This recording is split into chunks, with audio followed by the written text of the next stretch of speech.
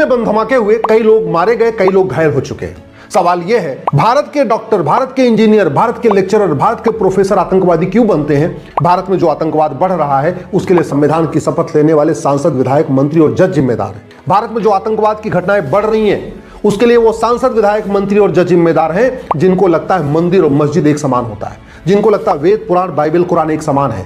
भारत में बढ़ते आतंकवाद के लिए वो सांसद, विधायक, मंत्री और जज जिम्मेदार हैं जिनको लगता है गीता, रामायण और हदीस एक समान है। भारत में आतंकवाद के लिए वो सांसद, विधायक, मंत्री और जज जिम्मेदार हैं जिनको लगता है मजहब नहीं सिखाता आपस में बैर रखना और कुछ बात है कि हस्ती मिटती नहीं हमारी। बढ़ते आतंकवाद के लिए वो सांसद, विधायक, मंत्री और जज जिम्मेदार हैं जो संविधान की गलत व्याख्या करते हैं। आर्टिकल 25 धर्म पालन का अधिकार देता है, अधर्म का नहीं।